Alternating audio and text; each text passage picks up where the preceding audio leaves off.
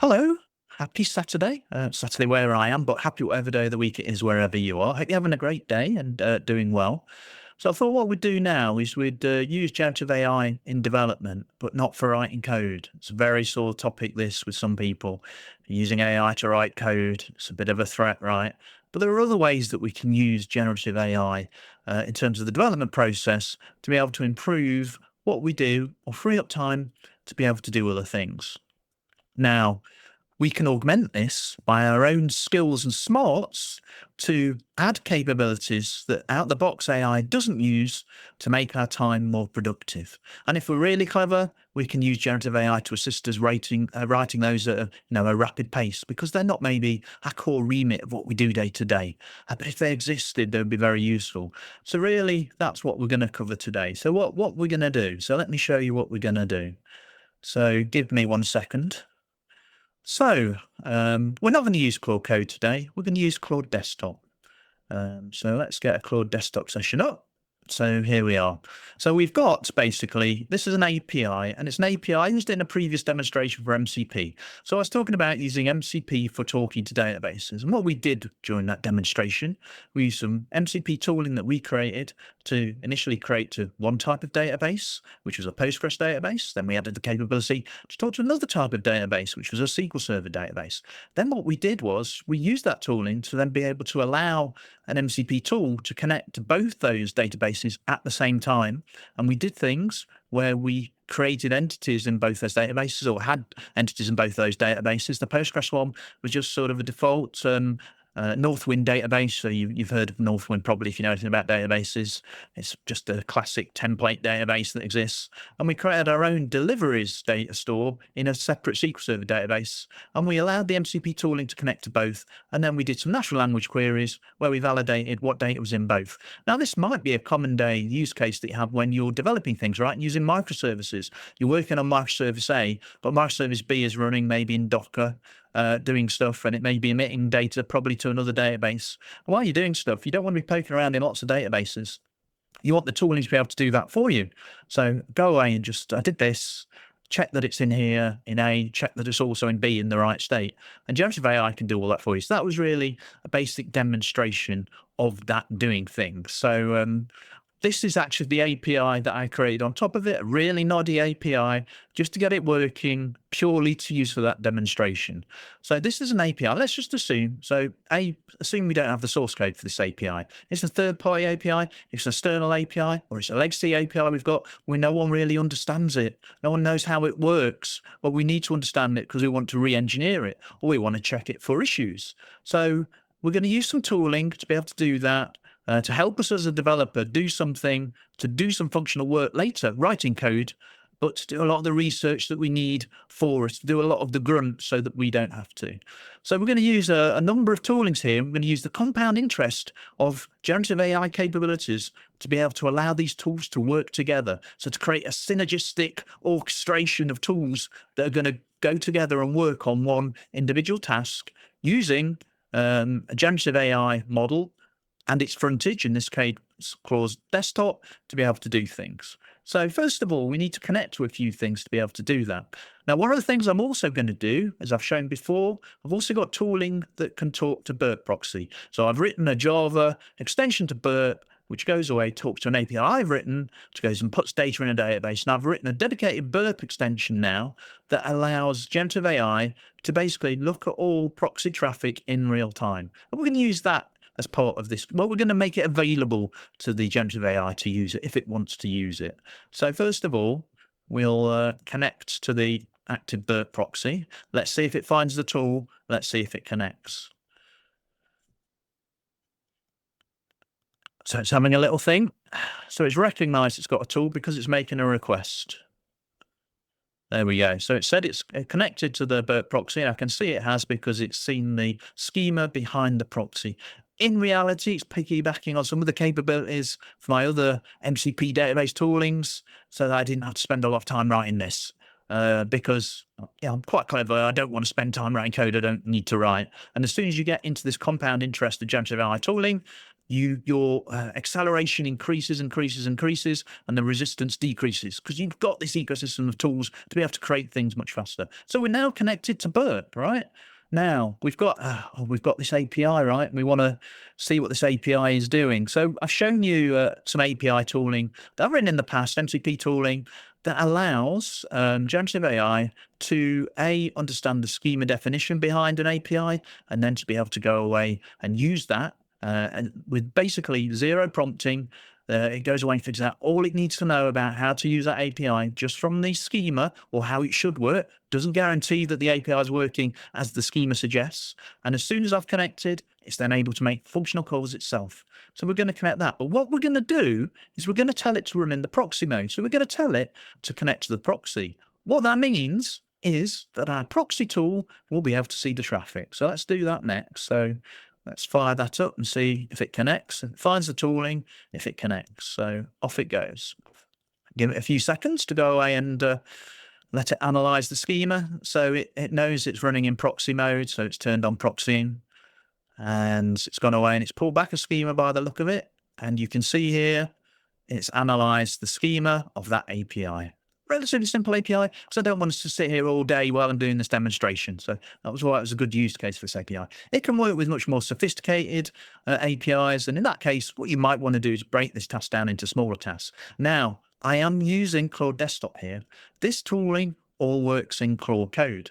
And one of the reasons I might want to run it in Claude Code is Claude Code has an excellent planning mode built in out the box. This will attempt to plan as well. But what it does is it'll break down a big task into small tasks for you. So if we did it on a much bigger API, if you did that via Claude Code, you would find it would do that itself. If you put it into plan mode just to make sure it's going to plan, it will generally try and plan anyway. It will then create a plan, which it will then normally let you validate, which will then create a set of to-do lists of functional big tasks inside that plan to reach the end goal.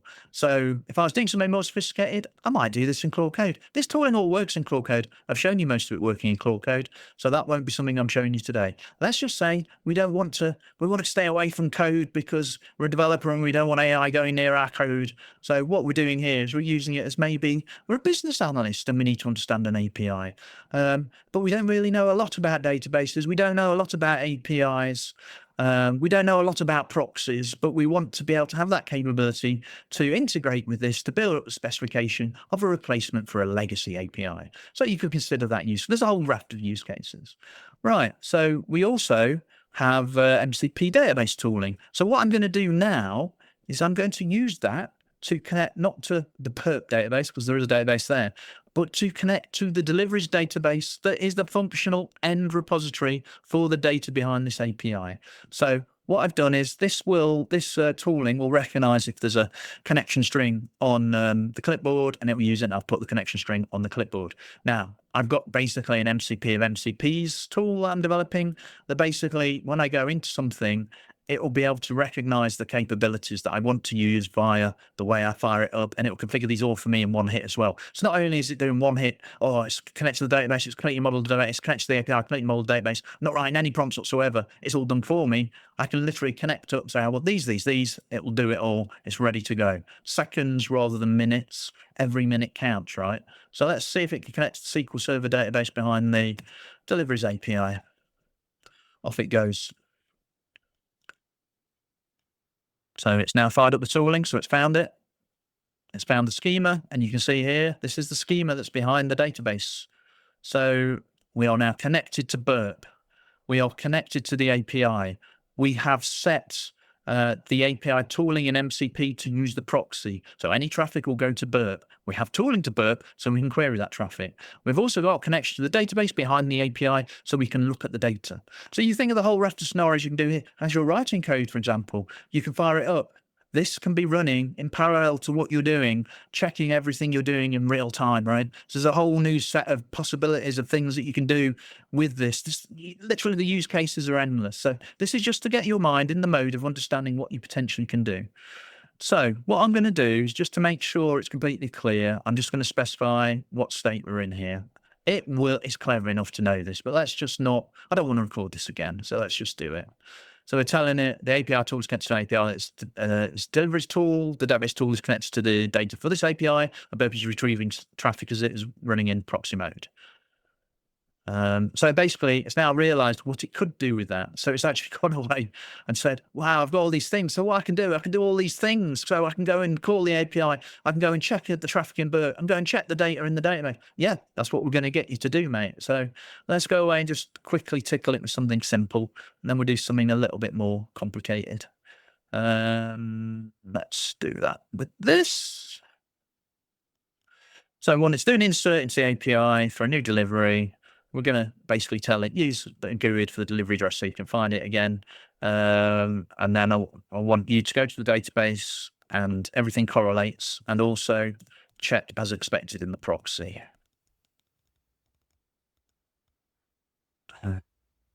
Just go ahead and let it do that. So what's it doing? So it's making a post to the deliveries API. Great. I can see there's GUID in address line 1. Great. We told it to do that. We could have let it figure it out itself. It's called back an ID of 17. Brilliant. It's now going into the database behind the API to check the data. And what it's done, it's gone and verified that everything that we put in the API matches the data in the database. Now it's going into BERT. It's now gone away into BERT, checked that the proxy traffic that was transited, once it was pivoted by the API, it built a payload and then went to the internet and the proxy intercepted it. The proxy's checked, did that data actually arrive in that state? So not only when we put the stuff into the API, we don't know it necessarily goes to its end destination in the right state. So first of all, we checked that the call to the proxy, let me get this the right way, the call to the proxy payload, which it built via the API call was in the correct state, and it hit the API in the correct state. It's checked the proxy, it's checked the data has now hit the database in the correct state as well. It's verified all these things within seconds to check that everything was in sync. So normally when you're doing something and you're making a test for code, you're checking the code is working. This is checking the whole end-to-end life cycle of every single thing that happens at every single point. So that if you miss something, and this is quite common, you see it all the time, oh, my unit tests all passed, it worked on my machine, and then you didn't realize that something went on with maybe some middleware that affected the way the JSON serialization worked. And what happened is you had odd effects in the database. So again, this is just to give you an idea. Now let's stretch the legs a little bit more. So let's go away and do something a little bit more complicated. So I'm going to tell it, and I want a full analysis of just of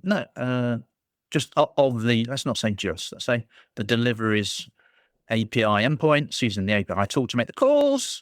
For any call, check the database cache tool to check the deliveries database matches. You've got a proxy available, so when you create or updating entities, you might want to check that. I want you to check for basing functionality, and during the exercise, look how it handles unexpected scenarios such as bad requests. Produce a full report of how it works, suggest improvements for you could make, and also any issues. I've just told it don't do any security testing as part of this. It will, out the box, it will do a lot of penetration testing as well.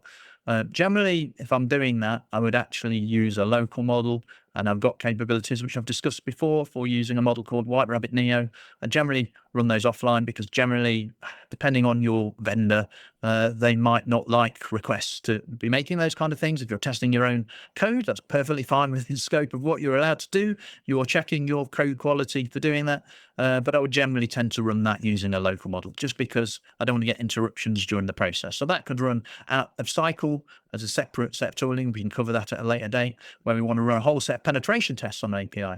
So when I'm running penetration tests, and I've showed you before, I've also got an MCP tool that allows MCP to control remote compute. So there's a lot of open source tooling for doing things like penetration testing. Brilliant tooling, great tooling. Generally, I wouldn't want to pollute my machine with all that. So I generally run those on a sort of virtual machine.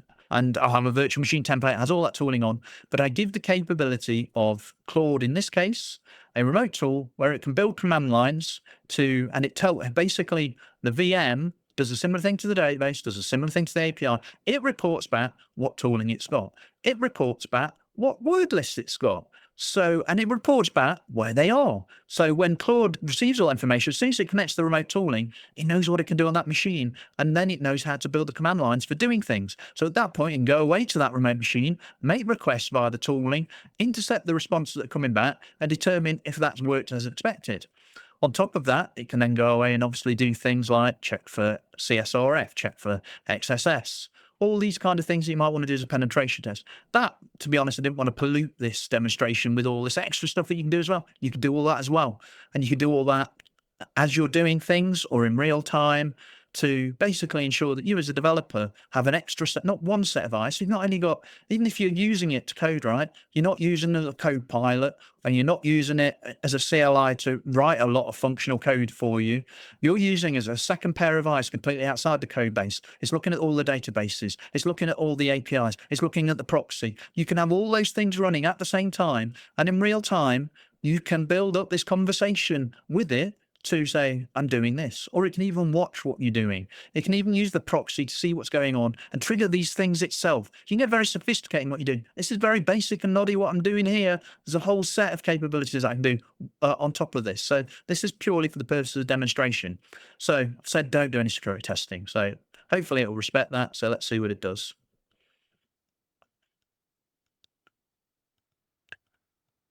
Okay, it's understood what I want to do. So first of all, it started tickling the API. So it's doing some GET requests. So it's going away using, it's not quite doing what I wanted it to do. It went away and used the full list endpoint, but it's then gone away and changed its mind. It's gone away and pulled back the individual requests. So what it did was it used that to basically pull back all the requests. Obviously, in a real API, would have pagination on there, and it would pull back the first page, and it would use that first page request to do it. There aren't many entries in this database, so it doesn't really matter. So it's now using the post API to create something.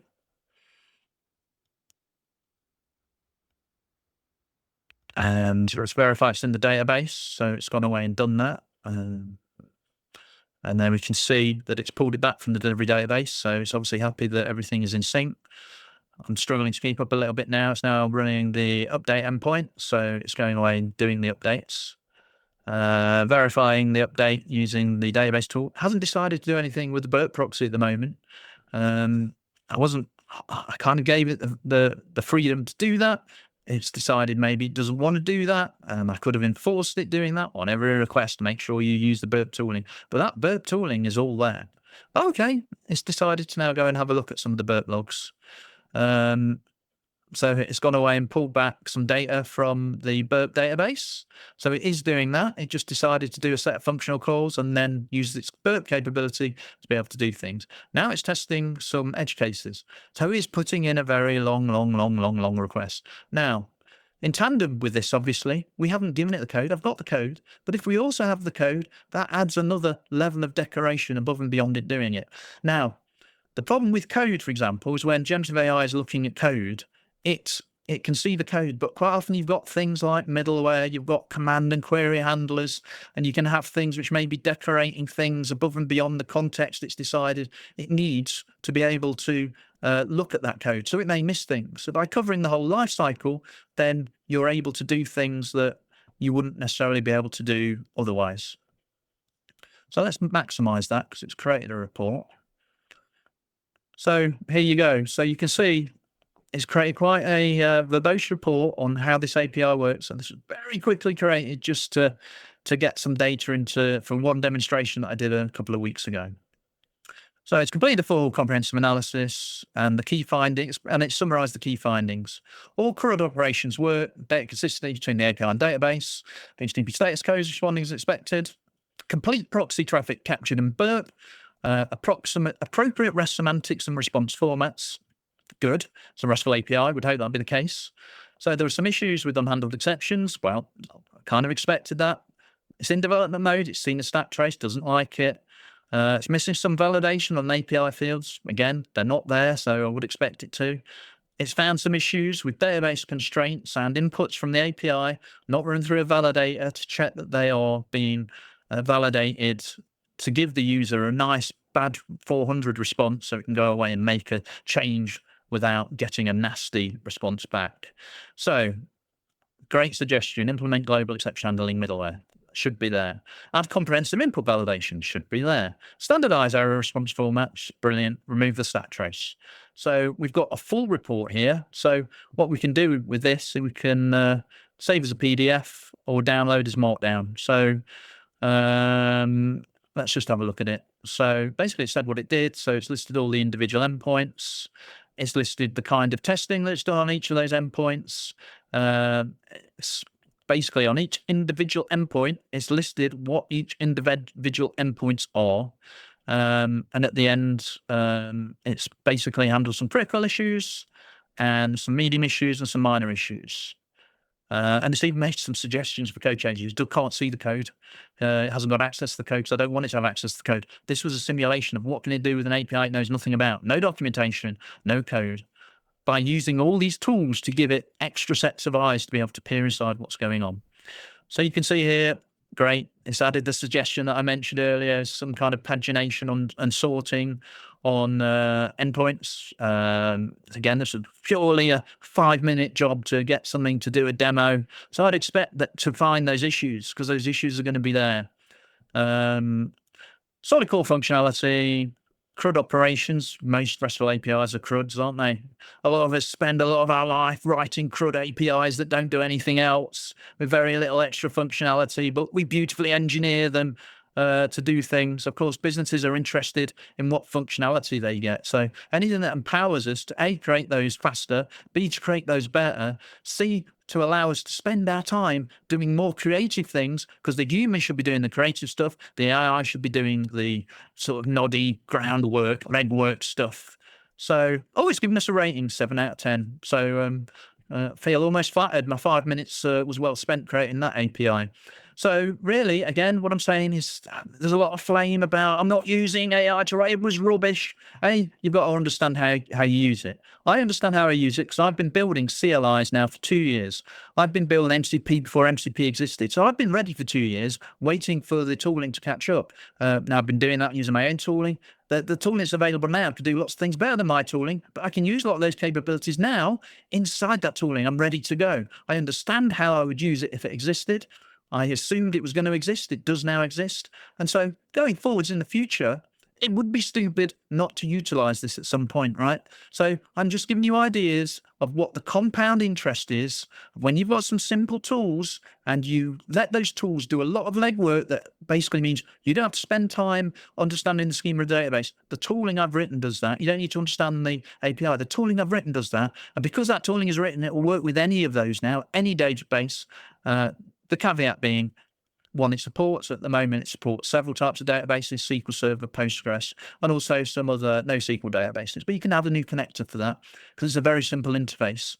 So I can use those tools within seconds to get connected to all these entities. And at that point, I can be doing what I'm doing and let the generative AI give me a second, third, fourth, fifth, sixth, seventh, eighth pair of eyes in real time to make sure that I come out with a better outcome when I'm writing code. Because that's what I like to do. I like to write code. I like to write code that works. And I like to spend my time, my life, and generative AI is not really something, I've never worked anywhere that's really done anything particularly innovative with it. So I saw that coming myself and I thought I need to prepare, I need to get ready. But I can see that, I want to spend my time creating innovative outcomes for the businesses that I work with. That is what I love doing. That's what I'm passionate about doing. And I've been doing that for many years. And I intend to do it for many years further. To be able to do that, I need to fight against what's coming with AI. So I need to understand this tooling. I need to leverage it. I need to use the out-of-the-box capabilities. And I need to decorate those with capabilities which make me more what's the word I'm looking for here?